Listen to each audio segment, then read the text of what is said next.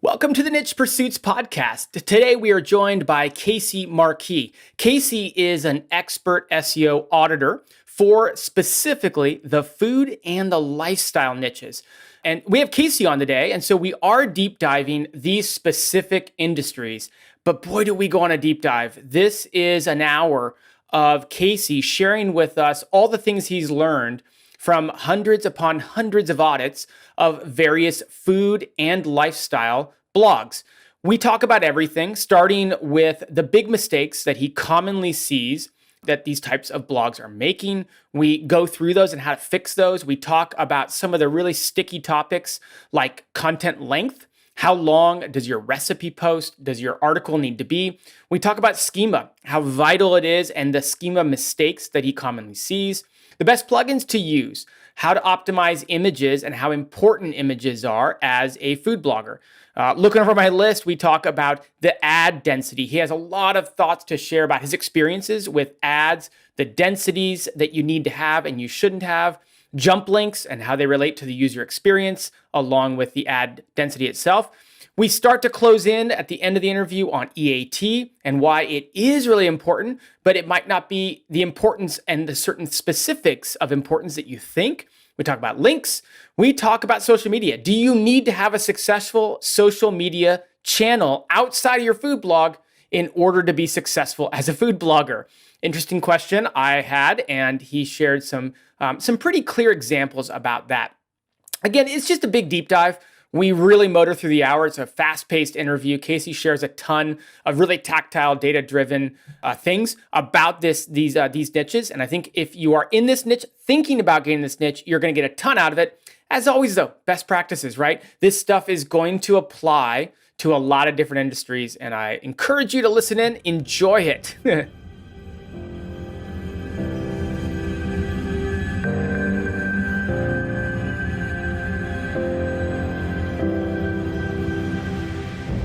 All right, welcome back to the Niche Pursuits podcast. My name is Jared Bauman. Today we are joined by Casey Markee, who is the owner of Media Wyse Internet Consultancy. Casey, welcome on board.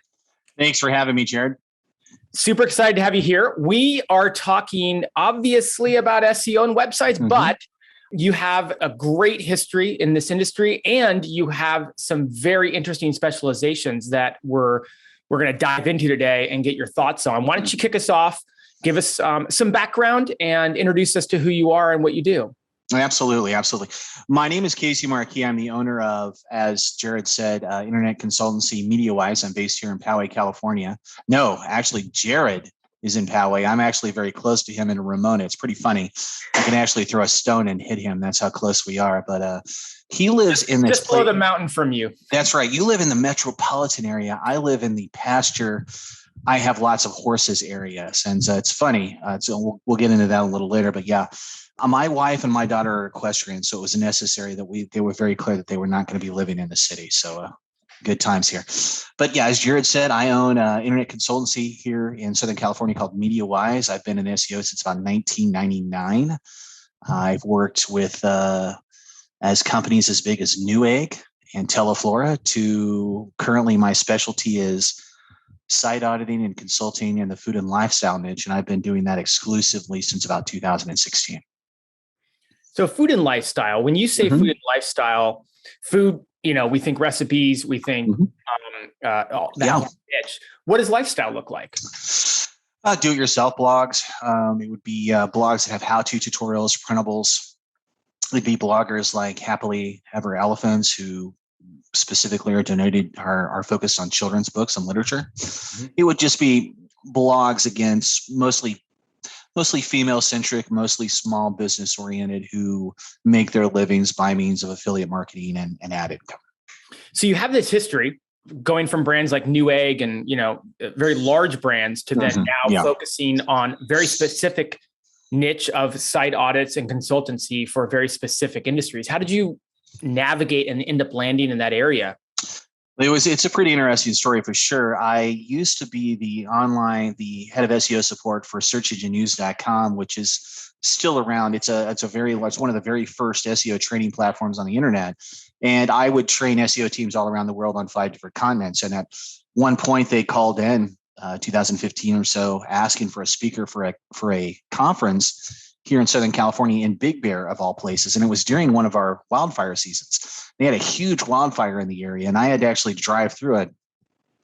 And as I was driving up to Big Bear, I got laryngitis. So it was pretty hilarious. I went up, I had to go to give this presentation, this 2-day presentation to these food bloggers, and was yelling at the top of my lungs just to communicate the slides. And it must have went well, because I got 1 audit request, then I got 2 audit requests, and I got 20 audit requests. The next thing I know, I was just literally overwhelmed with the requests, and I just decided to start doing that full time. So I worked with some of the bigger bloggers in the world at the time. Elise Bauer, who was simplyrecipes.com, one of the largest sites in the world at the time. We helped recover her from a penalty, and she went on to sell that site and to other successes, and that helped kind of establish me in the field. And I've been doing it ever since. So I'm very, very fortunate in that regard.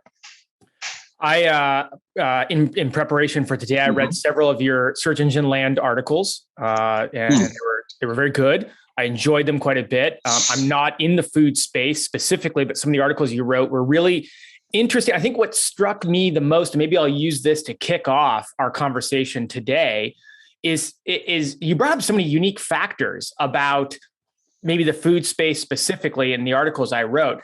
Maybe kick us off by talking about SEO and how it nuances across different niches, and what you've seen are things that are very nuanced depending on what niche you're in. Right.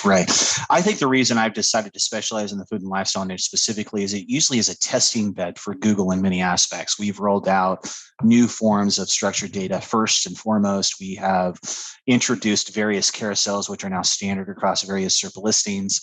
We tend to be a hotbed of things that can go right and wrong very quickly. There are issues where we have disappearing snippets, we have recipes and other factors falling out of the carousels all the time. It's a very dynamic field, and because it's very schema oriented and because it's very plugin driven, it requires a high level of expertise. And I've been very fortunate in that regard, in that I've been able to keep up on the changes, read what is necessary to read, test what is necessary to be tested, and kind of provide kind of hopefully what I consider kind of the cutting edge of knowledge in that area to get the average recipe or do-it-yourself site ranking. And it's very challenging, and I'm never bored, and that's for sure. It's known as a very competitive niche. It's known as very competitive. Very competitive. Yeah. What, I have a bunch of questions. We're going to get into the details of what it looks like to have a successful food blog and website these days. But one more high level question. What are the characteristics or factors that make it so competitive compared to other niches? Well, there's a couple of factors, actually. It's the bottom line sheer volume of sites that exist. We only have 10, we go back to the 10 regular blue links in search results, and we only have so many sites that can rank for your chicken cacciatore recipe or your banana cream pie. And so we have carousels, which are also populated both on mobile and desktop, which are also very competitive. And some of them, getting into that top 1 or 2 levels, which are not collapsed, incredibly important. And then we also have I think what is most challenging about the area is just that the best practices do tend to change based upon how Google changes their guidelines. But it's just that I can audit 5 or 6 different bloggers. Maybe they're all dessert bloggers. They'll all be very successful because some of them will implement more of the advice than others, but they'll all end up competing against each other. And that's really what's fascinating, is that the best bloggers are the ones who have continued to strive to improve their bottom line knowledge place, to hire out expertise when it's necessary, and to basically understand that, hey, this is a business and they don't treat it as a hobby. And I see that a lot in the audits. The bloggers who are able to make the transition in the mindset from being a hobby blogger to a business blogger tend to do very well, and they do it easier and faster. Makes sense. Yeah, there's no shortage of chicken cacciatore recipes. I exactly agree with you there. Well, okay, let's talk about the audits that you've done and some of the trending things that you see in mistakes. And a lot of our listeners are going to be in this space. A lot of listeners aren't going to be in this space, but I'm going to imagine a lot of them probably have to do with general best practices. However, specifically in the food and lifestyle niche, what are the big things you're picking up on when you do audits for these websites? Well, when I do an audit, especially for food and lifestyle bloggers, we're focusing on three areas. We're focusing on, think of it as chair with three legs. We have leg number one, which is the technical issues. We have leg number two, which is the content-based issues. And then we have leg number three, which are the off-site or ephemeral issues that go into the site. The leg number three could be the size and strength of their backlink profile. It could be their current and existing expertise and authoritativeness as a known author. It could be the reach and scope of their social media profiles and following. It could just be the fact that they are well known in other ways. And so they're able to take that expertise, take that notoriety, and provide a way to jumpstart legs number one and legs number two. But my audits basically focus on the technical and the content side. And I think that's why they've been incredibly valuable, is just, you don't know what you don't know. So I'll have, the average blogger will come to me and they're very intelligent. So I give it to the average food blogger, very well educated, very, very thirsty for knowledge. The problem is they've taken maybe the wrong course, or they followed the wrong advice, or maybe they've been coached by another blogger who doesn't necessarily know what they're doing. Maybe it worked for them, so therefore it should work for you, kind of thing. And we just it's just basically a forensic audit. I'm looking at how the site presents. I'm looking at the technical setup of the site. I'm looking at everything from the hosting to what recipe plugin they're using to how they're putting the site together. We tend to recommend that bloggers use the WordPress platform. Not only is it a very easy to use, but it's still literally the top CMS platform in the world. Plugins are specifically designed with a WordPress first intent. We find it easier to monetize WordPress blogs. Very rare for me to run across a blog that's successful in the food and lifestyle niche that's on Squarespace or Wix or someone else. Now, I'm sure they exist, but just haven't seen them.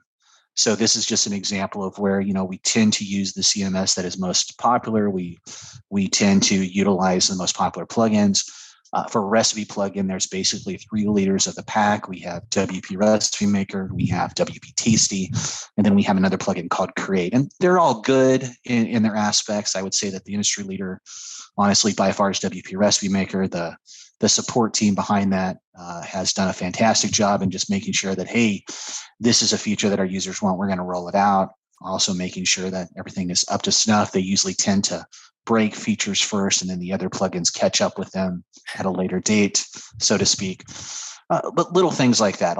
There's always a battle between free versus paid, and I find that the bloggers who make the transition from hobby to business owners understand the value of the paid plugins and adjust accordingly. What are the important features to distinguish those plugins? What makes those better, and what features do they need to include for a recipe or a food blogger to be successful? Yeah, and all the plugins are built with a Google first approach, that they output the correct schema fields as necessary. They allow you to customize the card so it's visually attractive. They allow you to do things like provide a custom template, because our studies, I use usertesting.com quite a bit over the last couple of years to survey literally thousands of people all around the world, in the United States specifically, about what they want to see in recipes and on recipe blogs. And that feedback has allowed me, I think, a competitive advantage in the audits that I offer. And one of the many interesting feedback that one of the great feedback points that we always get was over the last one that we did, which was about 8 months ago. People hate printing out recipe cards that are over 2 pages long. And it makes perfect sense. Why would you want to print out a recipe card that's 3+ pages? And there are some, unfortunately, recipe plugins that have just an incredible amount of extra padding. They're trying to aesthetically and visually make the card look good, and you're sacrificing functionality. Nobody is going to care about how the card looks when you're printing it out. Okay, so a plugin like WP Recipe Maker allows you to set up a custom print template. You would think that that's a simple addition that would be helpful for the user, and yet that's not something that's common across all three plugins. So little things like that, making sure that we're able to optimize for the output, making sure that we're always optimizing for users, little things like that go a long way in setting you apart as a competitor food blogger right away.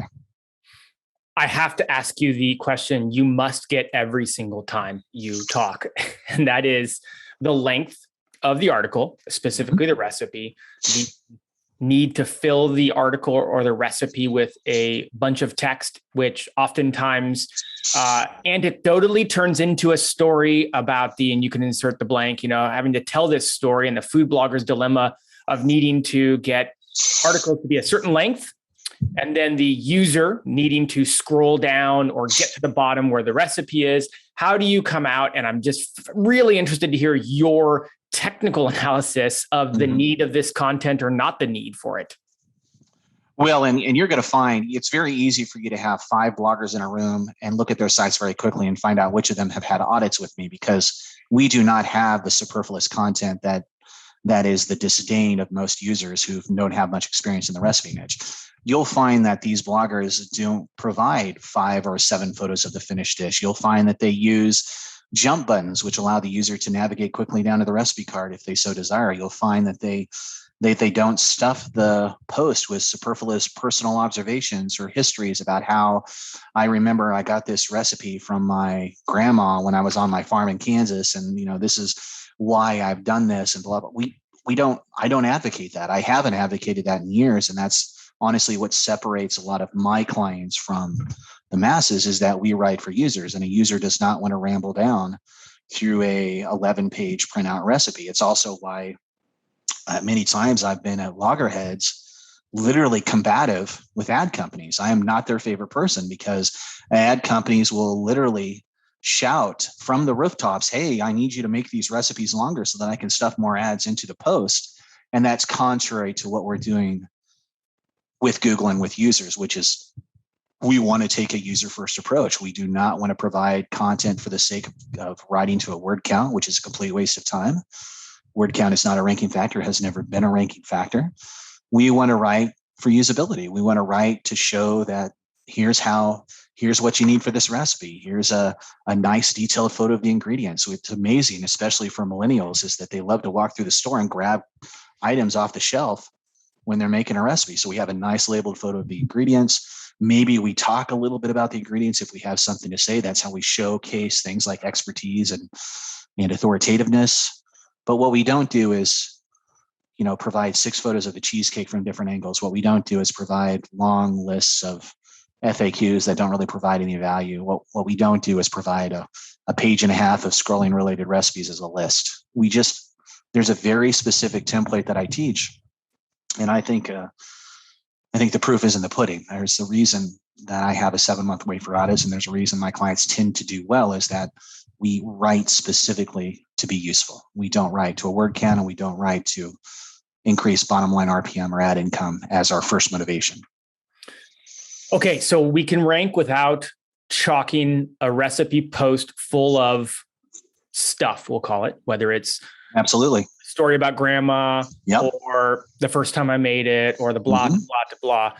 So I'm going to speak for people. I'm guessing most are going to hear that as good news. Yeah. Maybe walk through then a little bit of a template of what a good structure for a recipe post looks like. If we don't have to stuff it full of words, then what is it full of? You kind of hit some of the things, by the way. So I know you already said some of them, but maybe we could just take it from the top and give us a little bit of an overview there. So what most people don't really understand is that Google grades a recipe post by means of the recipe post and the recipe card. They're 2 separate entities. The recipe card specifically is used for carousel consideration and supplements and improves the post itself.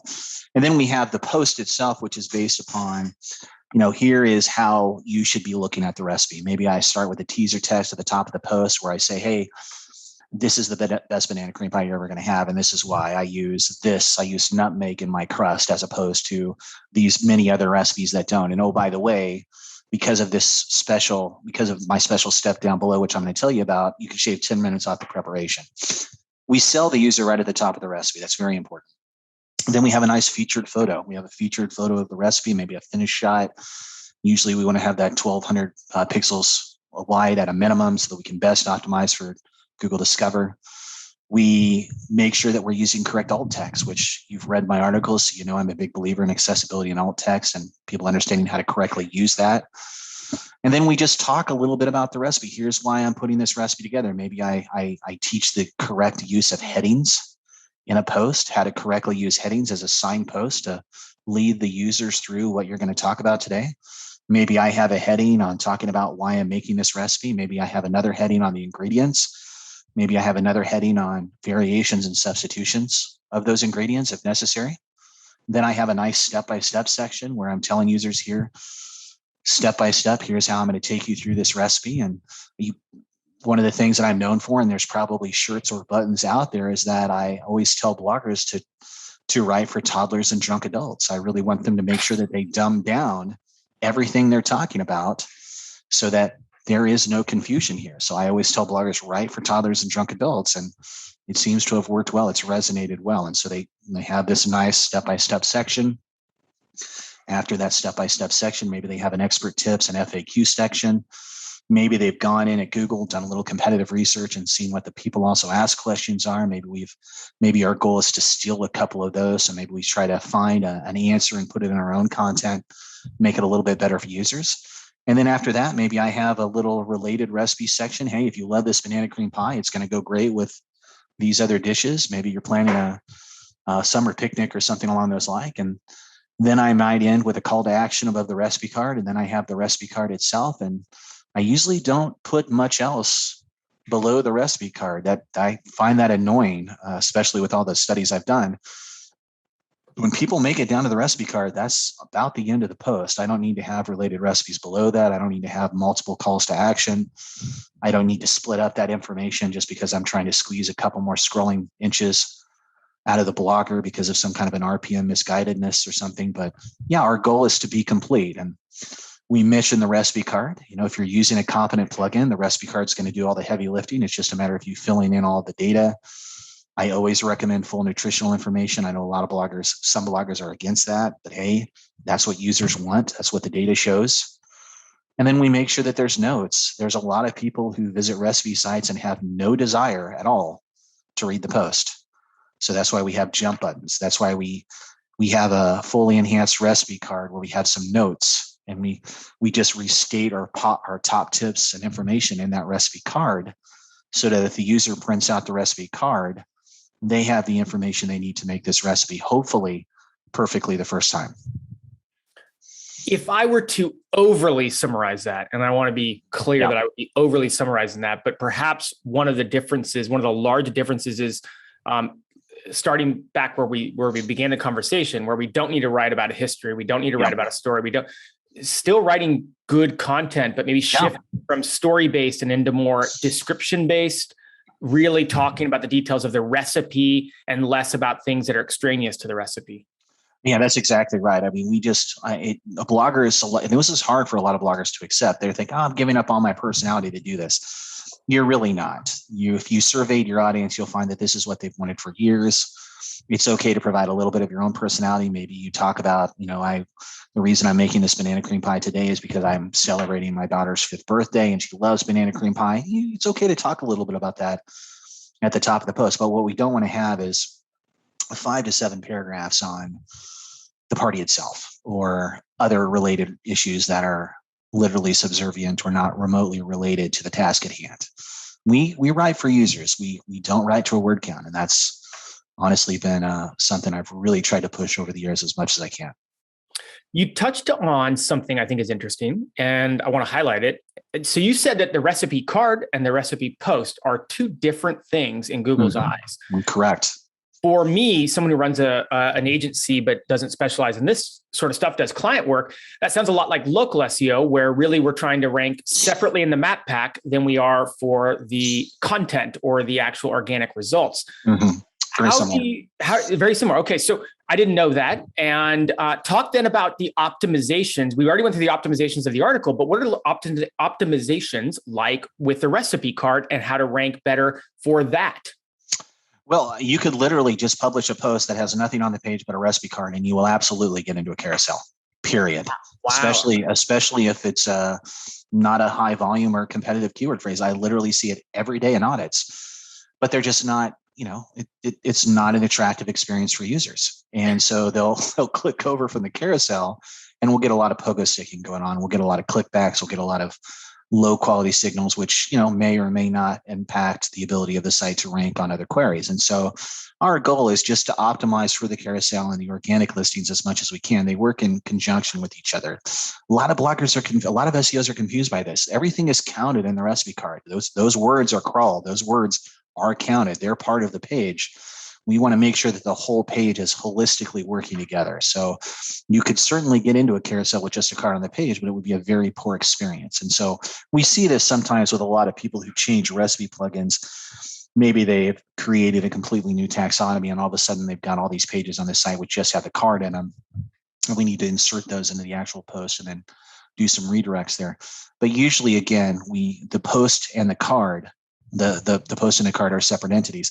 It's also very important that we tie these to the same author. And so, if you read the quality rater guidelines, I'm sure that they're in a big binder at your office and you guys update those regularly. But if you look specifically into the quality rater guidelines, there's a whole section on author expertise and making sure that you tie all of your content to an author. And the two ways to do that are either have custom author pages or link to an About Me page. It's easier for most of these bloggers to just link to the About Me page. So we have the recipe post, the bylines are linking to the About Me page, and we have all the recipe cards with the exact same name also linking to the About Me page. And so that's a strong reinforcement signal, in my opinion, of showing, hey, both of these components are tied to the same person. And we tend to want to make sure that that's uniform throughout the site whenever possible. At the risk of asking too much of an SEO question, can you keyword optimize these recipe cards? Do you do that at all? Do you focus on that? Or is it more about just getting the correct words, the correct recipe, and that sort of thing? Well, there are various keywords filled. Google launched what was called guided recipes several years ago. It's basically been an abject failure. Guided recipes was their attempt to optimize for their Google Home devices, and it just never took off. And so the guided recipes was they launched a keywords field where you could put these various keywords into the recipe card, which would supposedly help with voice search.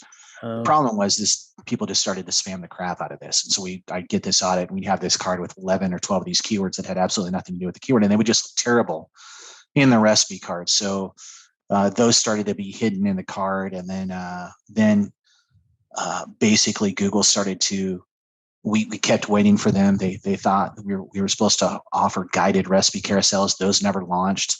Then it became impossible to actually track voice search traffic and analytics or search console. So it just kind of fell to the backside. So I still, we still have these guided recipe attributes that are built into the recipe plugins, and we fill them out just because, but it's not something that most people lose any sleep over.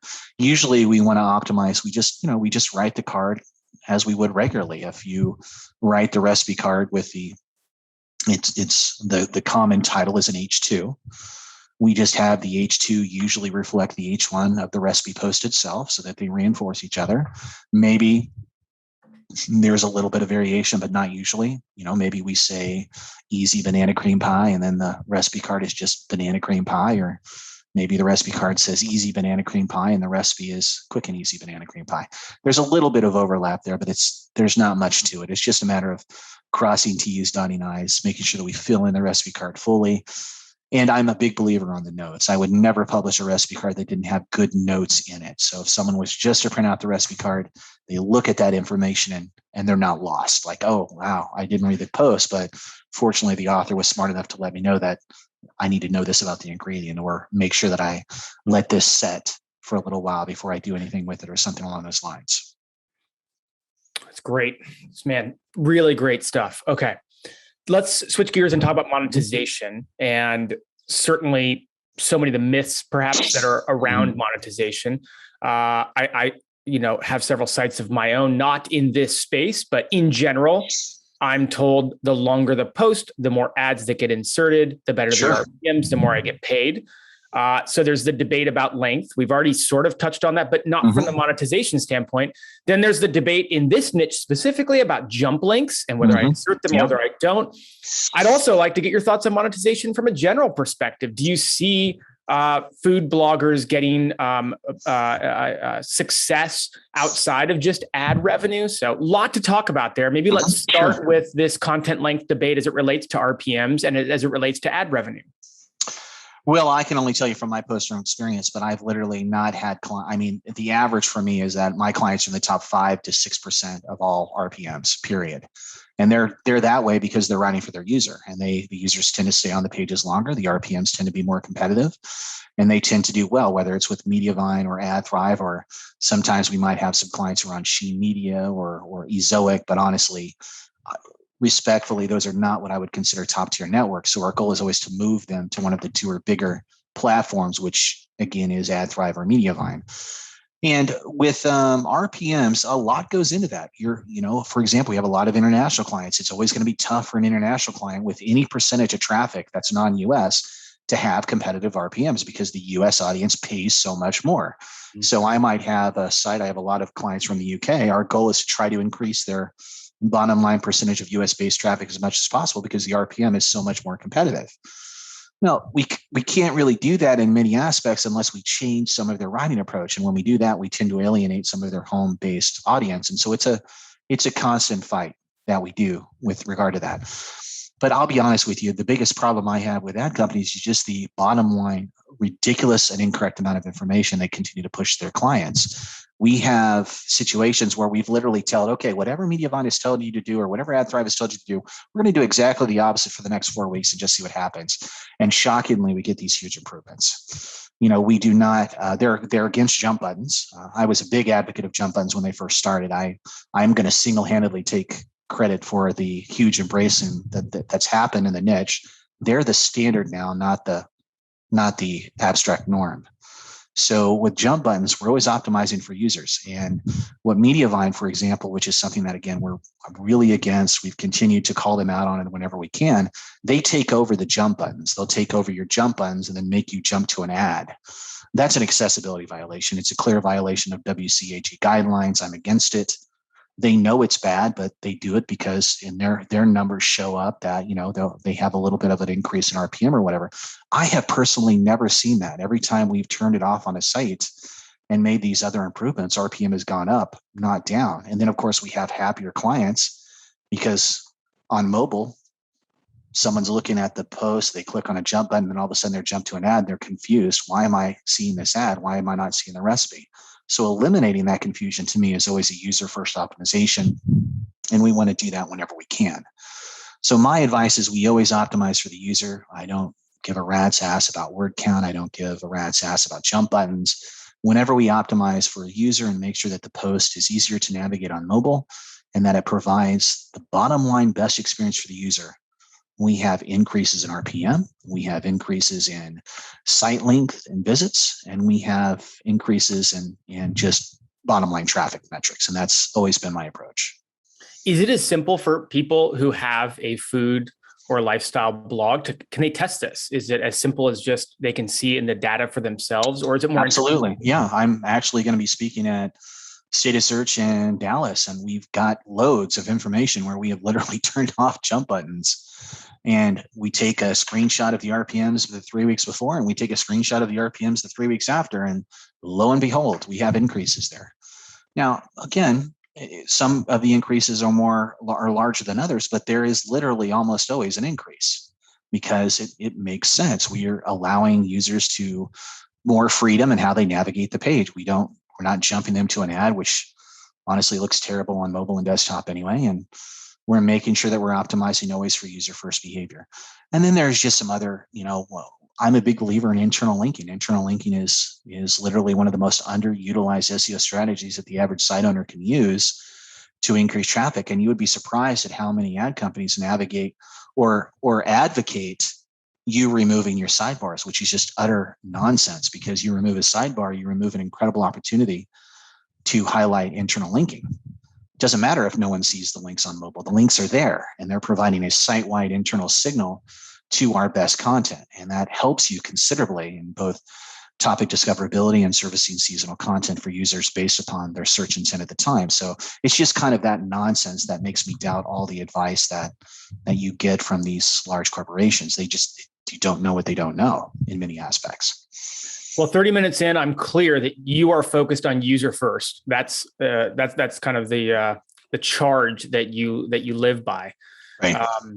And when it comes to monetization for food bloggers, typically a very ad heavy environment. Yeah. Typically, I don't know specifically, but anecdotally from my friends that have these food blogs, often 80 to 90% of their revenue is ad driven. Is that what you're seeing? And are there revenue opportunities being left on the table that many food bloggers are not taking advantage of?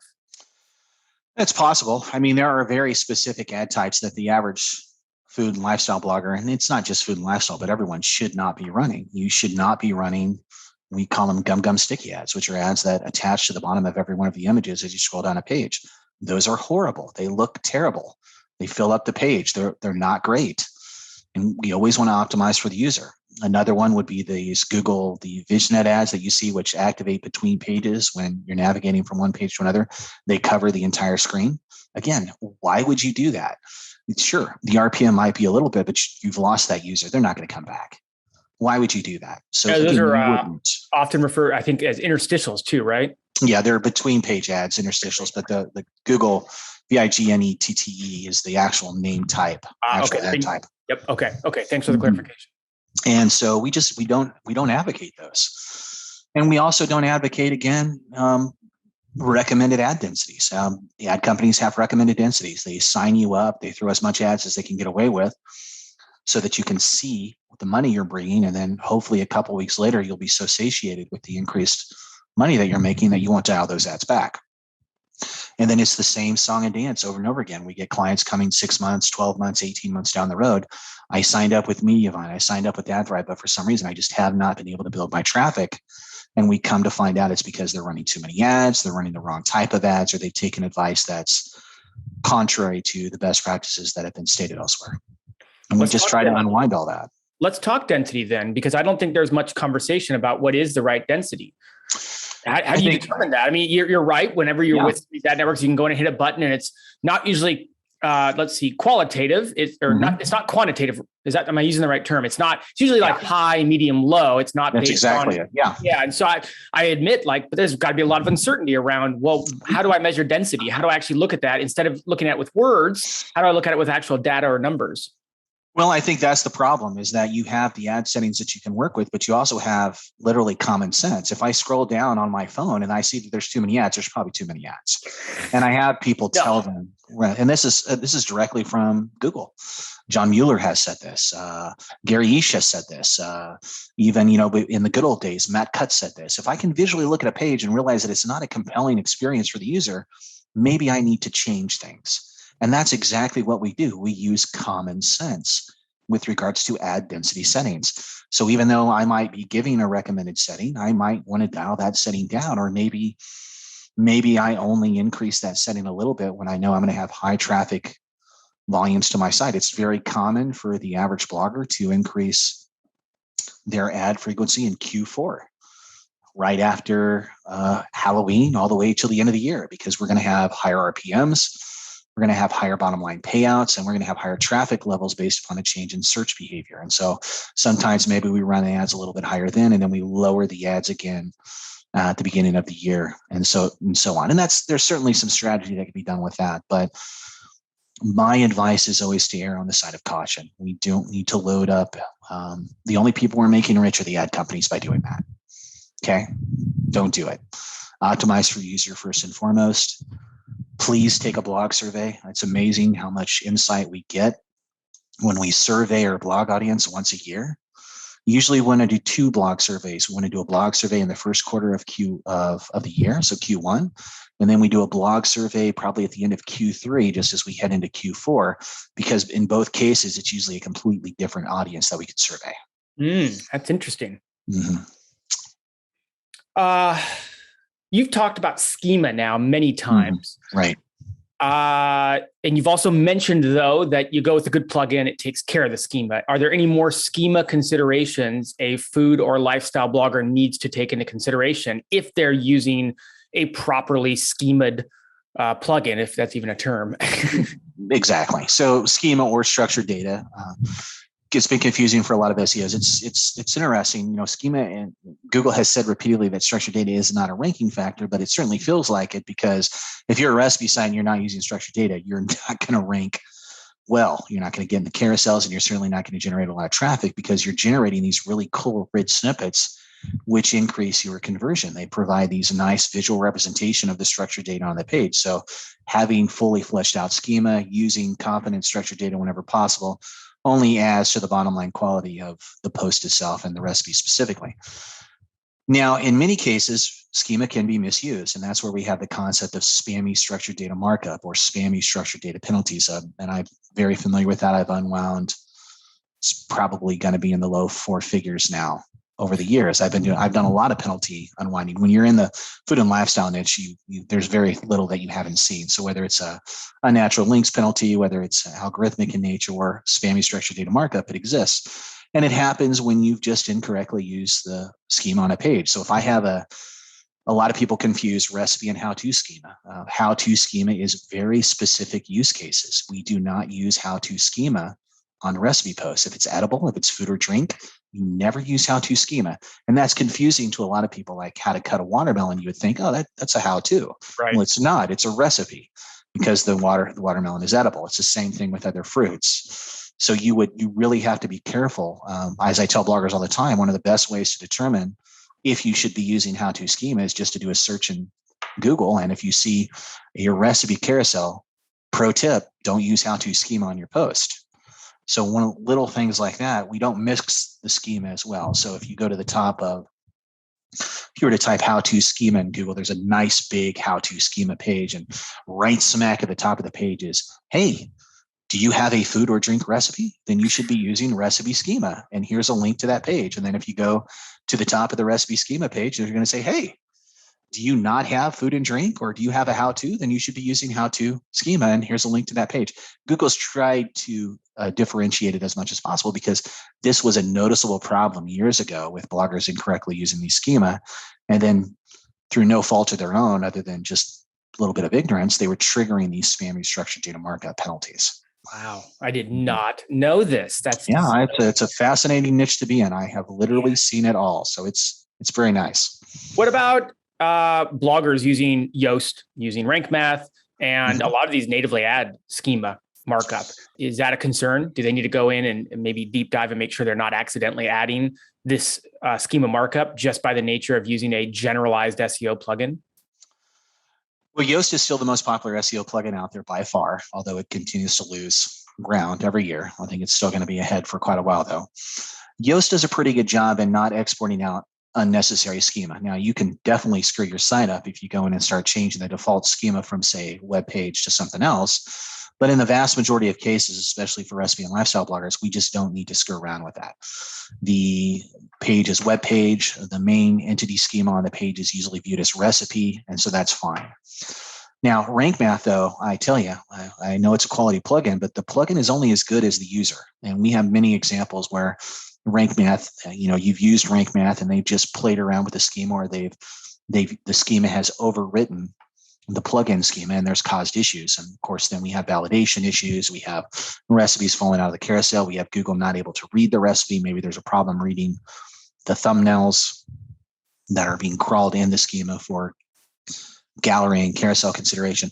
So we definitely don't want to mess around with the schema as much as possible. For the average site, maybe we go in and specify about me schema for the about me page. Maybe we go in and specify contact me schema for the contact me page. Maybe we have a custom FAQ page. Maybe we set that up. But that's it, honestly, for the average site. I would not, for example, I know you have quite a bit of experience in local SEO. I would never, for example, advocate that a food blogger set up a local Google Maps listing. It's not going to help them. It's not something that, and we've anecdotal evidence that sometimes it can really screw with targeting. So we definitely don't want to do that for an average food or lifestyle blog who has a global audience, so to speak. So I'm guessing not many people search how to cut a watermelon near me. Exactly. Could happen, but I haven't seen it myself. Wouldn't want to optimize for it, I suppose. Right. Let's switch gears. Let's talk images. How important are images? And talk to the food blogger who is not a good photographer. Well, yeah, the image, they say a picture's worth 1,000 words. It's probably worth 10,000 words for the average food blogger because it's such a visual first medium. Images, we try to tell bloggers to take a food photography course as early as they can. It provides a competitive advantage for them, and there's plenty of options in the niche. We also want to make sure that we're optimizing as much as we can. I tend to recommend we future-proof the images as much as possible because of how much better site speed has become, because of how much better CDNs have become, because of the invention and advocation of lazy loading on images. We don't necessarily need to load in our images sized to the theme anymore. It's an outdated recommendation. Instead, maybe I tell bloggers we try to load in all of our images at 1200 pixels max width so that at least those images could possibly qualify for Google Discover consideration, because that's one of the recommendations in Google Discover is, hey, images have to be a minimum of 1200 pixels max width. And so we tell them to upload their featured images at 1200 by 1200. Maybe we tell them to upload a couple of their in-content images at 1200 pixels wide. Maybe those images are 1200 by 1800. That's fine. Maybe, rectangular images are very popular. But what we don't want to do is have, worry about, okay, my theme is a 738 pixels, so we need to have all of our images at 738 pixels, because what we do know is that lowers your ability to qualify for Discover consideration considerably. And so there's no reason to do that. If the image isn't large enough to be pulled in, why would we waste all that time optimizing accordingly? Do you optimize or recommend optimizing these images with a plugin or optimizing before you load in? Yeah. Preload optimization, pre-upload optimization. We usually try to have the bloggers size all their images at 1200 pixels wide, maybe save at 60 to 70 quality so that the images are around 150 to 200 kilobytes at the most, if not smaller. Upload from there, run a short pixel or an Imagify to get even more savings, and there's literally no quality loss to the eye that we can see. So I tend to recommend that. And then, of course, if you're running WP Rocket or another quality caching plugin, then we have everything's lazy loaded. I very seldom see issues with food bloggers not fully passing core web vitals as long as they're using a quality theme and that they're doing some effort on their part to optimize these images pre-upload and once they're on the site. My background is in photography. That was what I did prior to this. And so I tend to end up with a lot of photography clients, and we're always battling image sizes as it relates to photographers. And so I'm especially intrigued by your tips, but it's good to hear that you're able to still, and I think that's important for people to understand, like if you're in a medium that's image heavy, that's image first, really, then you have to still optimize your site for that while giving a good experience. You have to balance that, and you have to crack that nut, as it were. Right. Yeah. And, with regards to images, by far our biggest issue, whether it's my niche or others, is still the incorrect application of alt text. I know you've read that in the articles I've published. It's still something we struggle with on a daily basis. It's amazing. When I came into the niche in about 2015, 2016, I remember speaking at one of my first conferences was an Everything Food conference in Salt Lake City. And I remember on the top of the stage talking about SEO tips and saying, by the way, stop stuffing your alt text with keyword phrases. That's not what these images are for. They're for accessibility purposes. And the audible gasps that I had from the audience, I can still remember to this day. And we proceeded to talk about 10 minutes about what alt text really was. And they didn't know what they didn't know. And they were all optimizing these images for Pinterest and putting these really long, flowery descriptions and stuffing it with keywords. And it's just not what alt text was meant for. So, I've been very fortunate. We've seen a lot of improvement on that aspect. I have had friends who've suffered with visual disabilities. I know that the average site probably has anywhere from 3 to 7% every day of users accessing by means of a screen reader. So we always want to optimize for that growing population, and making sure that we have nice descriptive alt text and that tells the user what is in the photo is very important. And it's still something that I see struggling. I see incorrect in audits almost on a daily basis. That is fascinating. I did not know it was that high. I really didn't. All right, let's, I keep saying switch gears. I'm trying to hit you with as many questions as I can in this hour. And you are doing a great job by just motoring through it. So thank you.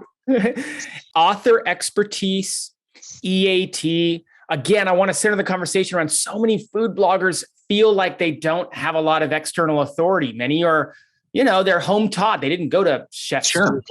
They weren't a sous chef or a chef at a major restaurant.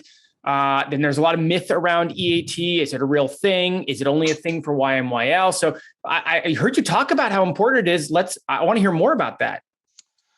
Yeah, so we've got, and that's a very good question, especially the thing about the home cook, because the home cook is a form of expertise that's absolutely recognizable by Google, and it's stated repeatedly more than once in the Google quality guidelines. Did not know that. A home cook is considered someone who is an expert, especially considering their expertise, and that's used as an example under the recipe guideline examples. There's many examples in the quality rater guidelines of recipes being used as examples of low to acceptable to highest meets needs content. And so, going through that with an eye towards that, something like recipe is repeated like 300 times or something like that in the recipe and in the Google Quality Rater guidelines. So it's a big part of the guidelines, and it's amazing how many food bloggers and site owners have not read those. It's well worth your time.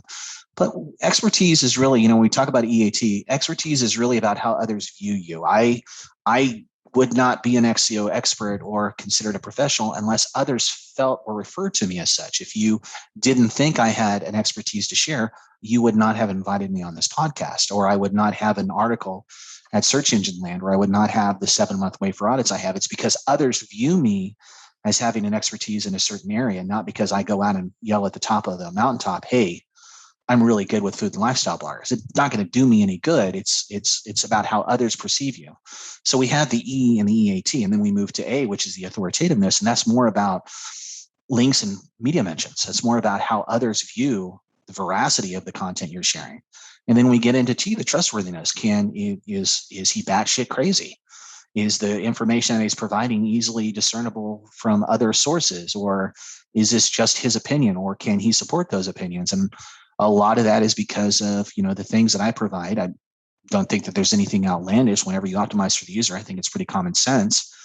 But we have studies, when I'm very fortunate to have spoken all over the world at various conferences. And I think my presentations go into depth about what we see based upon the data at hand. We know, okay, hey, we're going to presentation I'm going to do at State of Search, for example, in October. We're going to have a section in there on expired domains. Do they still provide value for a site? Can I buy a slew of expired domains and point them at deep pages, and will the pages move? And I was skeptical, but I was pretty surprised at some of the results. And so those are things that we, as an SEO or as anyone, should be testing on a regular basis and adjusting accordingly. So when we're talking about EAT, when we're talking about author expertise, a lot about author expertise is how others perceive you. So as I tell bloggers all the time, let's go into Google Search Console and look at the sites linking to you. Have you been linked to by Parade.com? Have you been linked to by New York Times Food, the food column? Have you been linked to or featured in a roundup for, Redbook or Better Homes and Gardens? Because that's a strong signal that clearly your content can be trusted. It's been cultivated individually to be shared with a specific group. And so then we could take some of those mentions and maybe we make a banner and slap it on the author page. And that's not going to do anything for Google, but it's going to do something for how others perceive you. And it's going to look, I'm like, oh my gosh, look, this blogger has been featured on Redbook and Yahoo Lifestyle and all these other places. And here's their About Me page. And I've linked to some of the better examples. And that's going to help users trust you more with your recipes. Like, okay, she's got a peach cobbler here. And then there's this other peach cobbler on this other site. You know what? Maybe I'll go with Allison because she seems to be more trustworthy. And one of the things I try to do in the audits is if I go to the site and I can't see a photo of the author, I'm immediately suspect. That's something that I really try to push. A lot of bloggers are shy. They don't want to put a photo of themselves on their blog. And I literally say that it's mandatory. I'm really big about that. We want to be trustworthy. We want to pop a photo on your sidebar. We want to have a nice detailed About Me page showing your story and what it is about your site that's different than the million of other food blogs. And here are some popular questions that users might be interested in. And oh, by the way, here's a couple of my favorite recipes with the ratings, so you can check those out. We really want to build up the authority and the expertise around that person by physically manifesting why they can be trusted on the site. And to do that, we can't be shy. So I get a link, I get mentioned somewhere. Do you advocate, and is it good for, say, EAT to feature that link, to feature that prominently, to showcase, I was featured in Redbook, I was featured on Better Homes and Gardens, or do you really worry? Are those things actually very important? I think it's important. I think it's from both a visual aspect because our goal is to project trust with our audience, but also who knows if we're going to be visited by a quality rater. The quality raters basically tell you where the algorithms are going. They don't have any direct impact on your site as a whole, but hey, I would love for a quality rater to visit some of my client sites and say, oh, wow, look at this nice About Me page. This is something that we need to really reference. Maybe we can use this as an example, or maybe we need to change some of our items to more readily feature some of the practices that we're seeing on this site.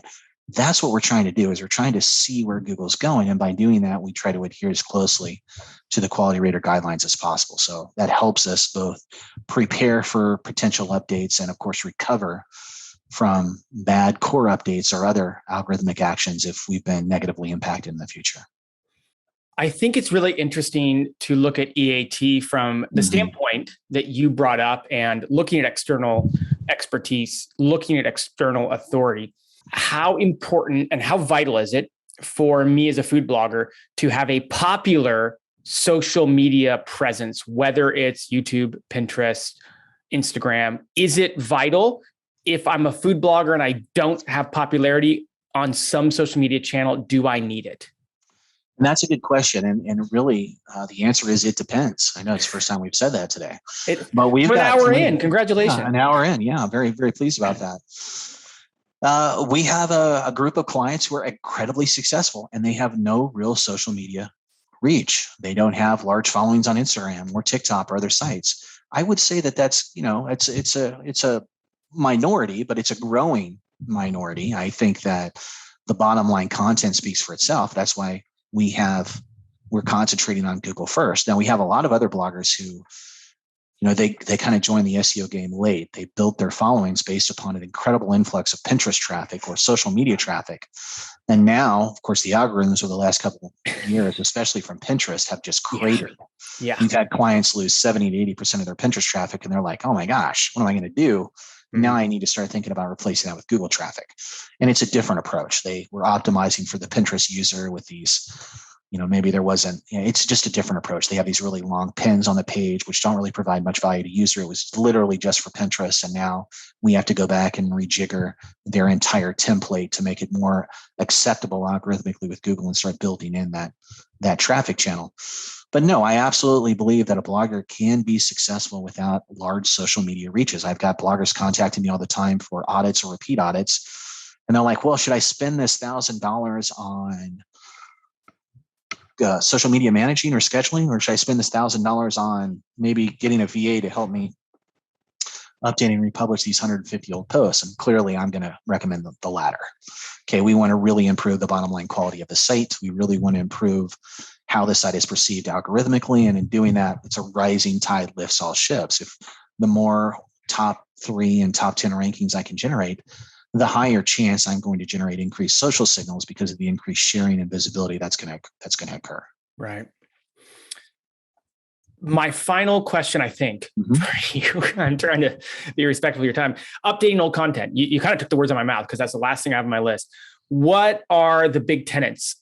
And bearing in mind that really listen to the last hour and you probably have everything you need to know about updating content, but maybe to tie a bow around the going back process rather than the going forward process. What are the big things you're seeing in the food and lifestyle space that move the needle when it comes to updating old content? Are there certain things, since we all don't have an endless supply of time, are there certain things that tend to move the needle more than others? Well, when we updating content, and I have a very detailed process that covers all of this, but we always focus on seasonal content first. There's no reason for us to worry about content, for example, in Christmas. That's still a good 4 or 5 months away. The days of us having to update content 3, 4, 5 months in advance, been over for years. Google will re-index and crawl content in minutes or hours. I can publish a new post today, have it ranking on page 2 tomorrow. And for a good, strong blogger with some earned authority, maybe we have that in the middle of page 1 within a week. So the days of you having to oh my God, I got to start thinking about Thanksgiving and Christmas content in August, over. We don't do that. That was a Pinterest first strategy. So our goal for an audit today, visit with a big blogger, healthy, basically our focus is healthy seasonal recipes. And we focus on what is seasonal right now. So in her case, it's grilling. It's going to be Labor Day. It's going to be back to school dinners with kids. And those are the content that we identify by means of a content audit. And we focus on having her revisit that content and update the content as fast as possible based upon the template we shared on the call. So she probably has access to VAs, and we focus on the seasonality patterns first. And then we expand our circles out from there, because it provides you no value to get bogged down. And then lo and behold, a holiday comes up and it's past and you've missed updating recipes that now you have to wait a year for them to be relevant again. So our goal is to always focus on the relevant seasonal patterns of our content first and foremost. And we do that, and then we expand from there. Maybe we look at the low-hanging posts that are ranking in 4 to 10. I'm a big believer in that we don't touch top 3 posts, period. I mean, honestly, I've always been very good about that. And if we have to make dramatic changes, we minimize them. We maybe the good news about using a database-driven plugin for recipe blogs, or, most recipe cards have a database-driven plugin, is we can go in and make changes to the card, and those changes pop up on the site, and then we never have to touch the post. So maybe I know that there's a problem with the recipe post, so I have them go in and make a change to the card under the notes section as a clarification. That way I don't necessarily have to touch the post at all. And so doing that provides a good balance between usability and not upsetting the apple cart, so to speak, by touching a post that might be doing extremely well already. Is it, even if I'm doing everything right, or most everything right on my site, and I don't have all these problems, is it vital to update seasonal content every year, even no matter what? I wouldn't say it's necessary to update it every year, especially if it's very high quality, but we can refeature it. We can certainly go in and refeature it by moving it to a homepage, or popping it on a seasonal carousel on our site, or possibly maybe on the sidebar, or maybe we just reshare it socially. It's amazing though how, when looking at a post a year later, how much better we could probably make that post. So it's something to think about. I have bloggers who really police the seasonal content a lot, and it's very rare for blogs to have 90% of their content generating traffic, but they exist. And these bloggers who are really policing this seasonal content, that's a big part of it. That's a big part of it. Whew, Casey, that was a heck of a deep dive. That was a lot of fun. I feel like we could go on and on, but I want to respect your time. How do people follow along with what you're doing? How do people get in touch if they want to talk with you more about what you do? Yeah, absolutely. I'm on Twitter. Just type in Media Wyse, MEDIAW, Y as in yellow, SE. You can find me there. You can find me on Facebook. I'm in a lot of different groups. Feel free to ping me or send me a connection request on LinkedIn. Find me in a local bar. You can buy me a drink. We'll have a long, deep dive into whatever you'd like to discuss. And there aren't many bars in Ramona. I can attest to that. There, you'd be surprised. There's 4. There's 4. Okay. 4. Yeah. It's more than you think. People like to drink in Ramona. You'll have to venture down to Poway, down the hill. There, we probably have 6 here. Yeah. You've got the last time I was down there was at the Irish pub. Right between Community, I believe. Community and Poway Road? That's right. Yeah, that's right. No, right there. Yeah. It is rare that I'm talking to someone so local on a podcast. This is really fun, and totally 2 different worlds that never meet colliding right now. So believe it or not, for all the listeners, we have never met in person, nor have we ever listened to each other. We'll have to change that. I'll have you and the family up for our annual Christmas party. We have a Christmas, we call it Christmas Armageddon. And it's literally the largest Christmas party in Ramona, period. So we have about 200 plus people every year. And it's a charity that we do for one of the local equine and dog rescue organizations. So it's a good time. Some years I remember the whole party even. So that's great. Fantastic. That's wonderful. Casey, thanks so much. I'll include some links to the different ways to contact you in the show notes. But man, what a deep dive this was. Thank you for just coming with so much information. There's so much to unpack here. And I really appreciate you joining us. So until we talk again, thank you. Pleasure's mine. Thanks for having me, Jared. Appreciate it.